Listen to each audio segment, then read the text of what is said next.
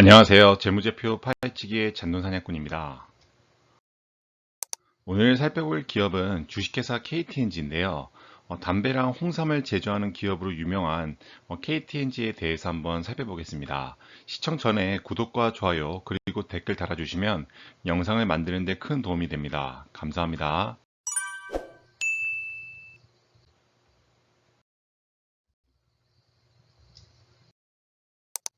파트 1 회사 개요입니다. 우선 기업 정보에 대해서 한번 살펴볼게요. 설립일자를 보시면 1987년도에 정부 투자 기관에 의해서 한국전매공사로 설립된 것을 알 수가 있습니다. 그로부터 2년 뒤인 89년도에는 한국담배인삼공사로 명칭을 변경한 것을 알 수가 있어요. 이름에서 볼 수 있듯이 담배, 인삼을 주로 하는 회사인 것을 알 수가 있죠. 그로부터 또 한 8년 뒤인 97년도에 정부 출자 기관으로 전환됨에 따라서 주식회사 형태로 경영체제가 변경된 것을 알 수가 있습니다. 99년도에는 홍삼 사업을 분리해서 주식회사 한국인삼공사의 사업 포괄 현물 출자를 한 것을 알 수가 있고 2002년도부터 지금까지 상호명이 주식회사 KTNG로 사용되는 것을 알 수가 있어요. 영위하는 사업은 담배인 것을 알 수가 있고 계열회사에서 보듯이 한국인삼공사가 포함되어 있기 때문에 간접적으로는 홍삼과 홍삼 제품 및 건강기능식품의 제조와 판매도 함께 한다고 볼 수가 있겠습니다. 주권 상장 여부를 보면은 유가증권시장, 즉 코스피 시장에 99년도에 상장이 된 것을 알 수가 있고 본사는 대전시 대덕구에 있는 것을 알 수가 있습니다. 이어서 주식의 총수 현황을 살펴보면은 발행 가능한 주식수는 보통주가 8억 주, 우선주는 해당 사항이 없는 것을 알 수가 있습니다. 현재까지 발행한 주식수는 2억 7,600만 주 정도가 되는 것을 알 수가 있고 그 중에서 1억 3,800만 주 정도를 감소시킨 것을 알 수가 있는데 그 이유는 감자 및 이익 소각인 것을 알 수가 있어요. 지금까지 갖고 있는 주식 수 중에 자기 주식수의 비중이 1,300만 주 정도가 되는 것을 알 수가 있고 전체 주식수 대비 자기 주식수가 9.62%로 굉장히 높은 비중을 차지하는 것을 알 수가 있어요. 그러면 실제 34기, 즉 2020년도에는 자기 주식을 250만 주 정도를 취득한 것을 알 수가 있고 제33기, 즉 2019년도에는 31만 4천 주 정도를 해당 법인 사내 근로복지기금에 기부한 것을 알 수가 있습니다. 지금 KTNG가 자기 주식수 비중이 굉장히 크기 때문에 이 주식을 만약에 소각을 일부 한다면 기존 주주들의 가치가 굉장히 오를 것이라고 예상을 해볼 수가 있을 것 같아요.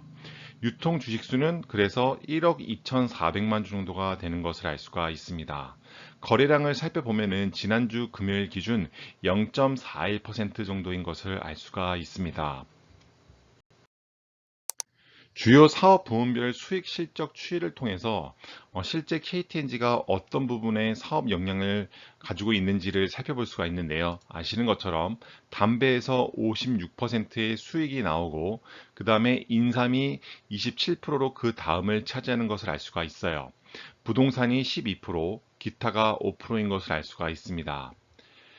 2018년도부터 2020년도까지 증감률로 봤을 때는 담배는 4%, 인삼은 1%, 부동산은 훨씬 높은 58%가 상승한 것을 알 수가 있습니다. 부동산이 이렇게 높이 상승했지만 사실 KTNG의 주요 사업에서 나오는 성장률이라고는 볼 수가 없을 것 같고요. 지금 이 KTNG에서 주요 사업이라고 할 수 있는 담배와 인삼에서 K거 기준으로 봤을 때 매출 성장이 그렇게 크지 않은 점이라는 점은 조금 아쉬운 거라고 볼 수가 있겠습니다. 따라서 사업 부문별 시장 여건은 담배 사업과 그 다음에 인삼 사업에 대해서 한번 알아볼 텐데요. 우선 담배 사업에 대해서 살펴보도록 하겠습니다. 산업의 특성 및 성장성을 보면은 국내외 모두 고도의 독과점형 시장 구조이고 산업 범주로는 주류와 더불어 기호품, 일용품, 편의품에 속하는 것을 알 수가 있어요.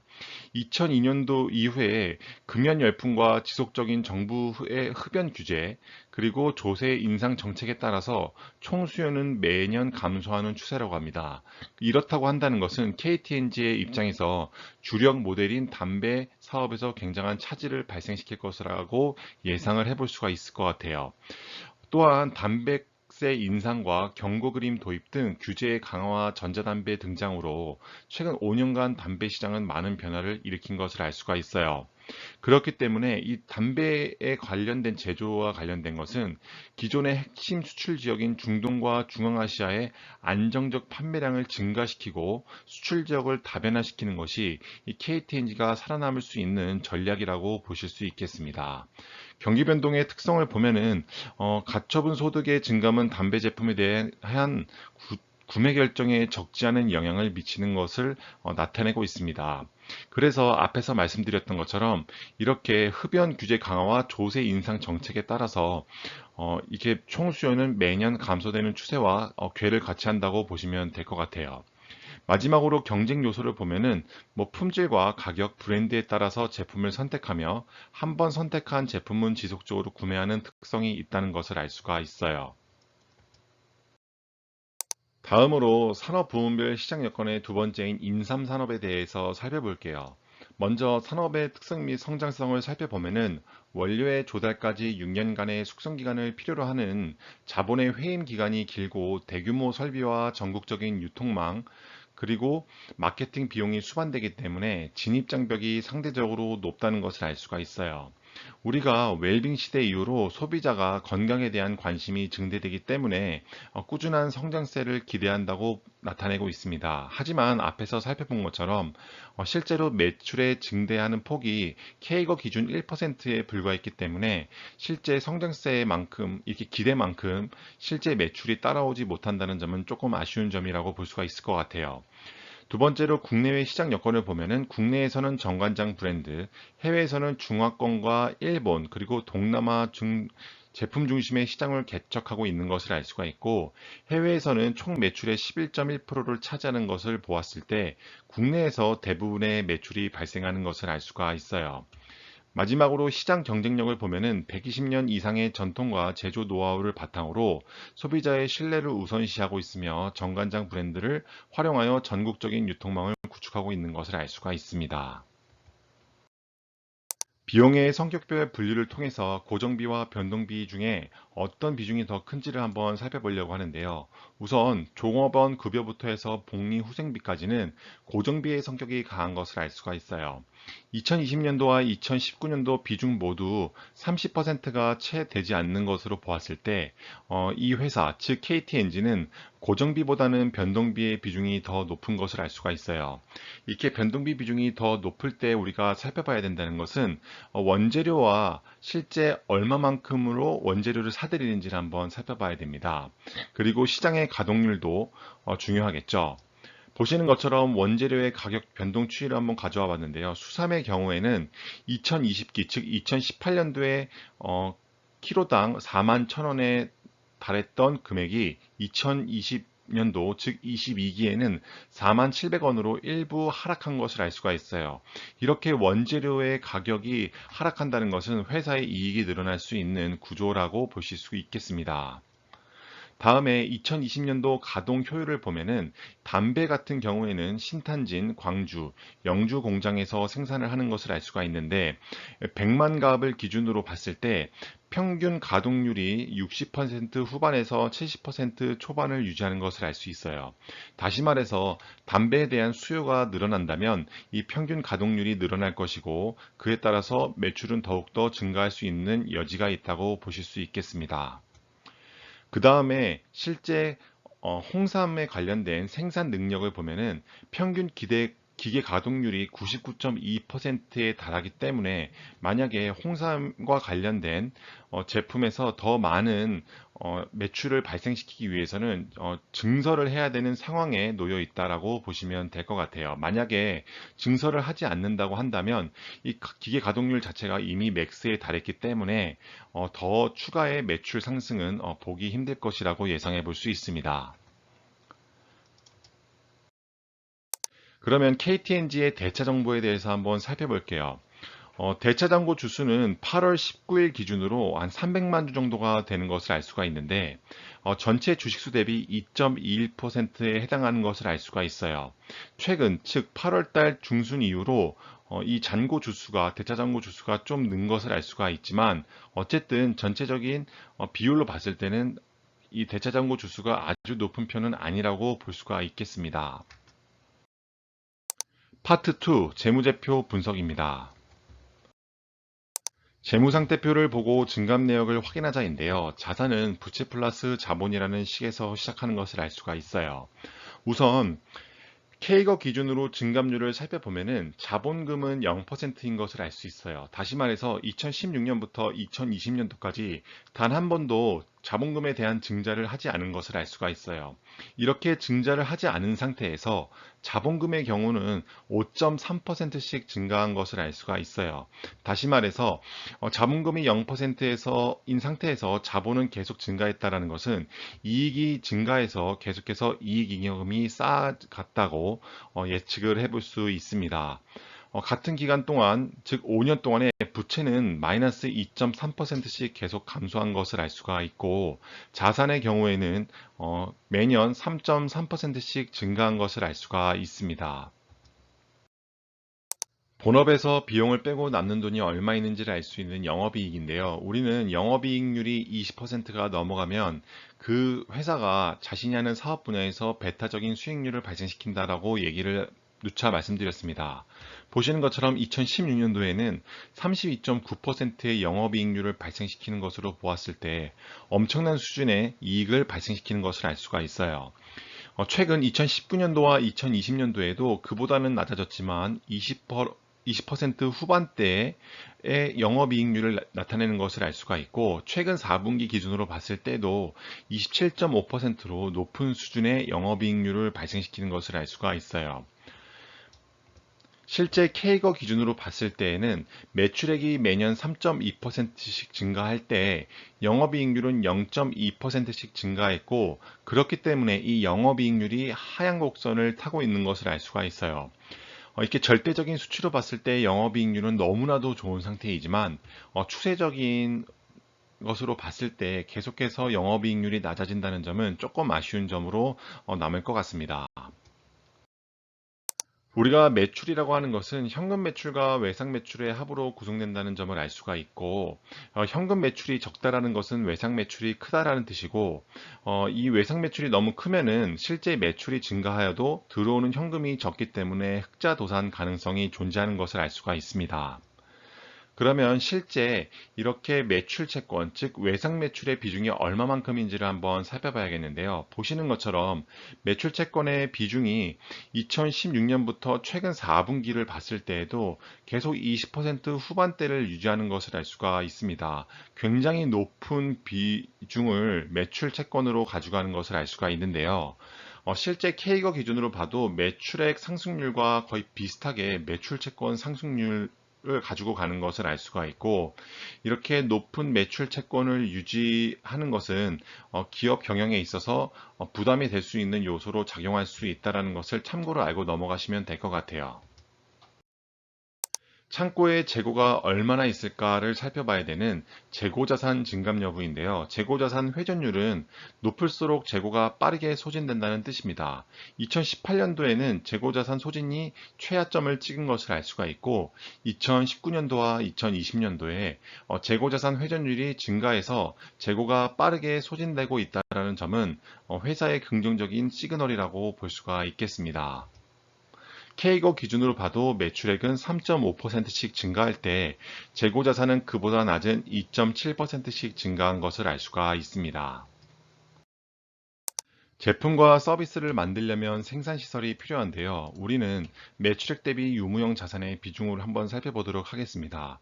2016년에는 매출액 대비 유형자산의 비중이 37%였고, 2020년도에는 매출액 대비 유형자산의 비중이 32% 정도를 차지하는 것을 알 수가 있어요.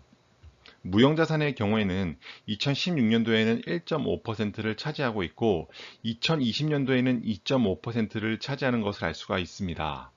실제 K거 기준으로 매출액과 유형자산, 무형자산의 증감률을 살펴보면은 매출액은 매년 3.5%씩 상승할 때 유형자산은 1%씩 상승을 했고, 무형자산의 경우에는 14.6%씩 계속 상승한 것을 알 수가 있어요. 그러면 이 무형자산이 상승했을 때 개발비를 많이 넣었는지에 대해서 한번 살펴봐야겠는데요. 이렇게 개발비를 무형자산화 시키는 것은 그 회사가 벌어들이는 당기 순이익이나 비용을 적절히 몇 년에 걸쳐서 생각을 하기 때문에 이익을 과대 계상할 수 있는 여지가 있기 때문입니다. 하지만 보시는 것과 같이 연구개발 비용에서 판매비와 관리비, 제조경비를 제외한 실제로 어느 부분에서도 개발비를 찾아볼 수 없었고요. 그렇기 때문에 KTNG에서는 실제 개발비의 무형자산화를 시키는 것이 없는 것을 알 수가 있어요. 더불어 매출액 대비 연구개발비 비용이 제32기, 즉 2018년도에는 0.68% 정도에 달한 것을 알 수가 있고 2020년도, 즉 제34기에는 0.77% 정도를 연구개발비로 사용한 것을 알 수가 있습니다. 2016년부터 최근 4분기까지 손익계산서의 항목별 증감률을 살펴볼 건데요. 우선 매출액은 3.2%씩 성장, 매출 원가는 5.2%씩 성장했기 때문에 매출액에서 매출 원가를 뺀 매출 총이익은 1.7%의 성장에 그쳤다는 것을 알 수가 있습니다. 판관비의 경우에는 3.4%씩 증가했기 때문에 비용이 실제 이익의 증가폭보다 높으므로 매출 총이익에서 판관비를 뺀 영업이익의 값이 0.2%씩 상승하는 데에 그쳤다는 것을 알 수가 있습니다. 영업이익에서 영업 외 손익을 더하고 빼면은 당기순이익이 나오는데 당기순이익 경우에는 오히려 역성장을 해서 매년 마이너스 0.7%씩 감소한 것을 알 수가 있습니다. 이렇게 영업이익과 당기순이익이 계속해서 감소 또는 굉장히 소폭으로 증가했기 때문에 주가도 그렇게 좋지 않을 것이라고 예상을 해볼 수 있을 것 같아요. 회사가 창출한 연금을 주주에게 나눠주는 배당 성향 및 배당 현황인데요. 사실 KTNG를 가지고 계신 주주분들께서는 이 회사를 배당주로 갖고 계시는 분들이 많을 겁니다. 그 이유를 살펴보면은 2016년부터 2020년도까지 주당 배당금이 3,600원에서 4,800원으로 단 한 번도 줄지 않고 계속해서 증가한 것을 알 수가 있어요. 거기다가 실제 주가가 많이 하락했기 때문에 실제 현금 배당 수익률이 2016년도에 3.56%에 불과했는데 2020년도에는 5.78%로 굉장히 높은 수준으로 올라갔다는 것을 알 수가 있습니다. 배당 성향도 살펴보면은 50.83%로 이 회사가 벌어들이는 돈의 반절을 실제 주주들에게 주주 배당금으로 나눠준다는 것을 알 수가 있고 이렇게 높은 수준의 배당금을 유지한다는 것은 그만큼 회사가 성장할 수 있는 여력이 많지 않다라는 것으로 생각을 해볼 수도 있을 것 같아요. 실제 국고채 3년을 기준으로 몇 퍼센트의 수익을 받을 수 있는지를 살펴보면 1.36% 정도가 되는데요. 실제 2020년도 KTNG의 배당 수익률과 비교해 봤을 때 KTNG를 배당주로 갖고 있는 것이 얼마나 매력적인지를 간접적으로 알 수 있습니다. 현금 흐름표를 통해서 실제 기업의 돈의 흐름을 파악해 보자입니다. 영업활동 현금 흐름이라고 하는 것은 실제 영업활동을 통해서 회사가 벌어들인 돈을 나타내는데요. 2016년부터 2018년도까지는 마이너스 추세, 즉 하락 추세를 낸 것으로 보아 주가가 계속해서 하락했을 것이라고 예상을 해볼 수 있고 2018년도부터 2020년도까지는 그 만회하는 구간에 있기 때문에 주가가 다시 반등할 수 있는 기회에 있다라고 보시면 될 것 같습니다.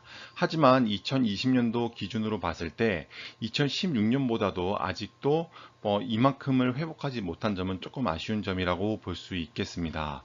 투자활동 현금 흐름이라고 하는 것은 이 회사가 유무형 자산에 투자를 하거나 그런 비용들을 나타내는데 다행히도 영업활동 현금 흐름보다 큰 투자활동 현금 흐름이 없다는 것을 알 수가 있고 마지막으로 재무활동 현금 흐름의 경우에는 계속해서 마이너스가 발생하는데 그 이유는 여기에 배당금이 포함되어 있기 때문입니다. 계속해서 실제 발생한 금액의 이익금의 반 50% 정도를 주주들에게 배당을 한다는 것을 앞에서 살펴봤죠.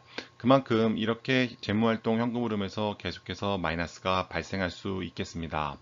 기말 현금 및 현금성 자산의 경우에는 2016년도에는 6,735억 원이었는데 2020년도에는 1조 2천억 원에 달하는 현금성 자산이 있는 것을 알 수가 있어요.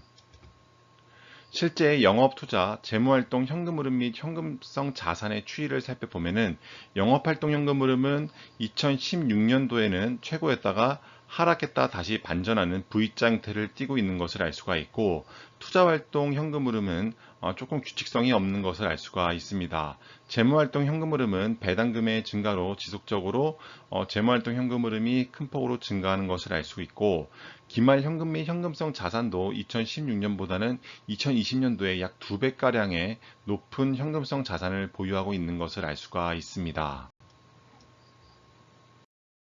그러면 조금 더 구체적으로 영업활동 현금 흐름이 당기순이익과 비교했을 때 어떠한 추이를 보이는지를 한번 살펴볼 텐데요. 앞에서 말씀드린 것처럼 영업활동 현금 흐름은 2016년도에 최고점을 찍고 계속해서 하락 추세를 가고 있다가 2019년도에 반등해서 2020년도에는 2017년도와 비슷한 수준의 영업활동 현금 흐름을 찍고 있는 것을 알 수가 있습니다. TTM, 즉 4분기 기준으로 봤을 때는 2020년도보다는 조금 더 높은 영업활동 현금 흐름을 갖고 있는 것을 알 수가 있어요. 실제로 K거 기준으로 살펴봤을 때 영업활동 현금 흐름이 최근 5년 동안 마이너스 2%씩 감소를 했고, 당기순이익도 계속해서 마이너스 1%씩 감소했기 때문에 주가 상승률도 같은 기간에 마이너스 7.4%가 떨어진 것을 알 수가 있습니다. 여기서 그나마 다행인 점은 영업활동 현금 흐름은 당기순이익보다는 크거나 비슷한 게 영업의 질이 좋다고 표시를 할 수 있는데요. 2019년도와 2020년도 그리고 최근 4분기 모두 영업활동 현금 흐름이 당기순이익보다는 크거나 같은 것을 알 수가 있고, 영업의 질 자체는 나쁘지 않은 상태라고 볼 수가 있겠습니다. 우리가 영업활동 현금 흐름은 앞에서도 많이 살펴봤지만 추세성과 관련이 깊습니다. 그래서 꾸준한 영업활동의 증가는 사실 주가가 장기적으로 우상향할 가능성이 굉장히 높다라고 말을 할 수가 있고, 잉여 현금 흐름 같은 경우에는 이 영업활동 현금 흐름과 함께 미래에 대한 투자인 캐펙스를 같이 고려한 수치로서 이렇게 캐펙스의 비중이 높아졌는데 그럼에도 FCF, 즉 잉여현금 흐름이 폭발적으로 상승한다면 주가도 급상승을 이루는 경우가 많다라고 말씀드렸습니다. 그러면 실제 잉여 현금 흐름이 어떻게 추세를 보이는지를 살펴보면은 2018년도에 최하점을 찍었다가 2019년도와 2020년도에 회복세를 하는 것을 알 수가 있습니다. 하지만 앞에서 살펴봤던 것처럼 잉여 현금 흐름과 영업활동 현금 흐름의 추세가 거의 비슷한 것으로 나타나고요.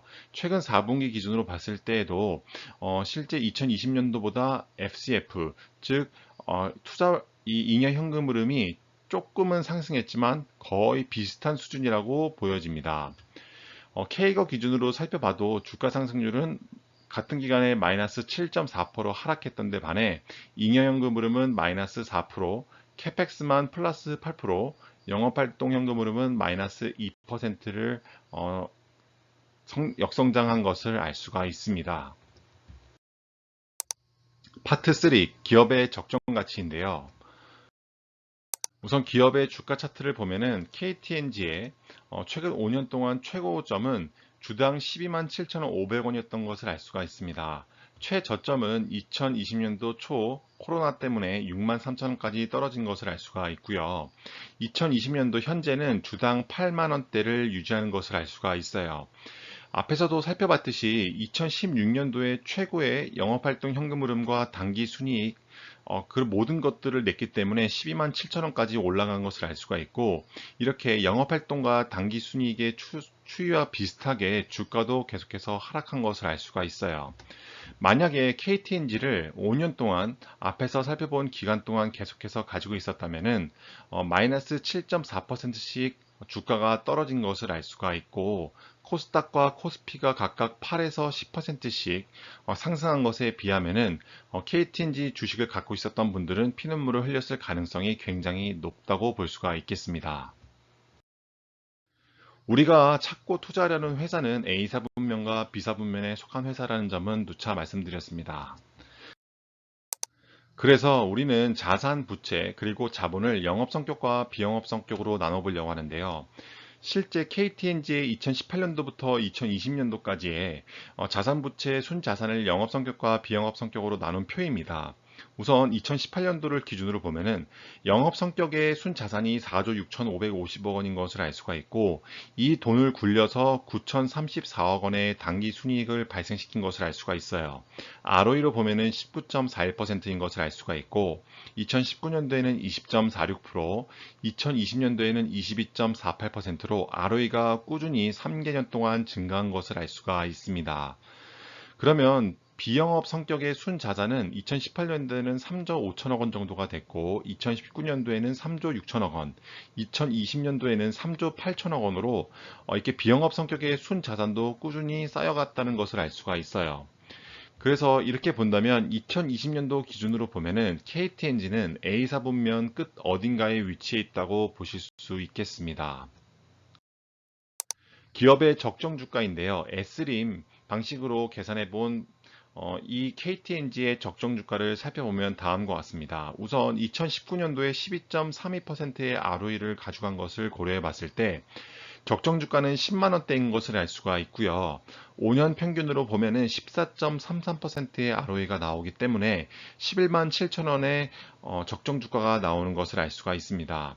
2021년도 기준으로 봤을 때 예상이 지금 11.60%의 컨센서스가 있기 때문에 이 값을 대입해 보더라도 현재 주가보다 높은 94,848원이 적정 주가인 것을 알 수가 있습니다. 오늘의 결론입니다. 우선 저평가 여부를 살펴보면은 S림 방식으로 봤을 때도 저평가 구간에 머물러 있는 것을 알 수가 있어요. 배당 성장성을 봤을 때도 최근 5년간의 주가는 하락했지만 그로 인해서 오히려 배당률의 꾸준한 상승이 이루어져 있고, 2020년도 기준으로 5%대의 배당을 받을 수 있는 것을 알 수가 있어요.